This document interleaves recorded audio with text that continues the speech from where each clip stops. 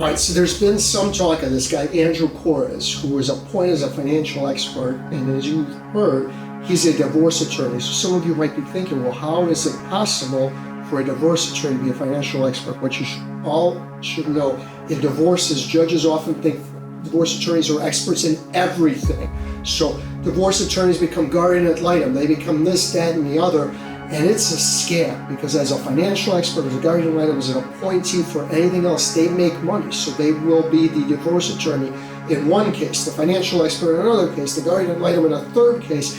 And it's a ring. The idea is to get your friends appointed to all of these cases, and then they owe you, they have to get you appointed to other cases. And that's why he brought this guy in. And he brought him in because he's not a financial expert, because Judge Arell wanted someone to validate his opinion, and now he's got it. The second thing is, there will be primarily men, some, not all, and probably not even most, who are going to look at this and think that this is a case of somebody gold digging or trying to get what's not hers. So the first thing you understand is, in a marriage, the law says you split the assets that you developed in the marriage 50-50. But even if you think the law is wrong, and you think that this is just Madison's money, you're wrong. That's not what happened here. And it's very unfortunate that the people take these views and they generalize and they stereotype, because you miss the corruption. And there are cases where it's a gold digger, but even if it is, the law requires 50-50 splits of assets.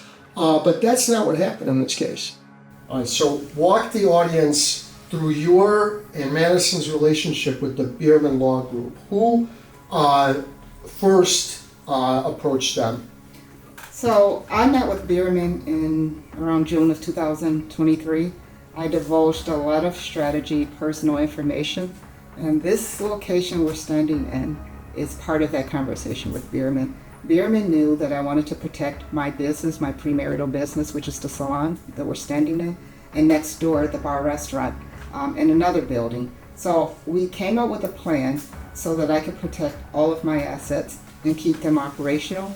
I decided not to hire Bierman, and then months later, my spouse brought Bierman on his team. So Bierman has been representing my spouse along with John Conniff, and they're using my strategy against me to make me lose my business. That sounds impossible. That you must have brought that up in court.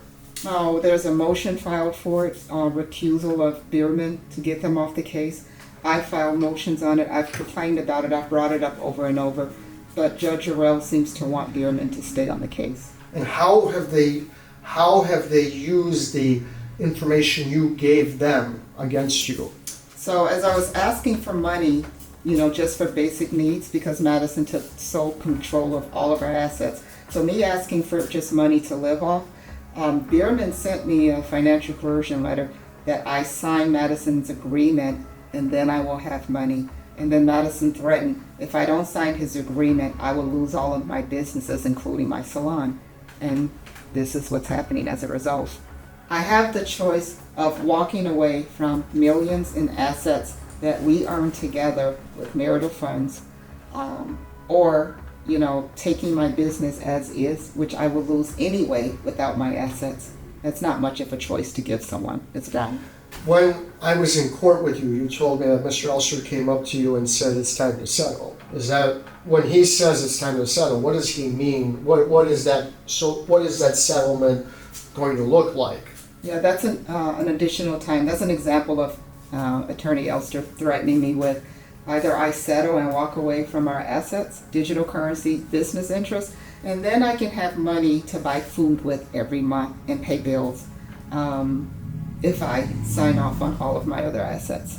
So they're willing to give you enough alimony for you to live as long as you say there are no community assets, and he keeps everything, which of course he says is zero. That's the deal? Well, correct. They're willing to give me alimony for 3 years only if I say there's no other assets and no digital currency or no business interest, but for 3 years only. And then after that, I will be homeless.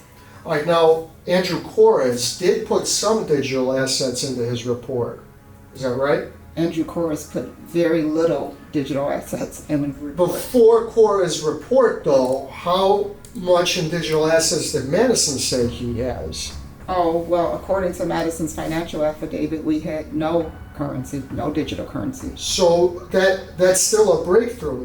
That shows that Madison has been lying, because some, even a little, is more than zero. Absolutely. There's an example of Madison lying and another example of other people covering up his lies.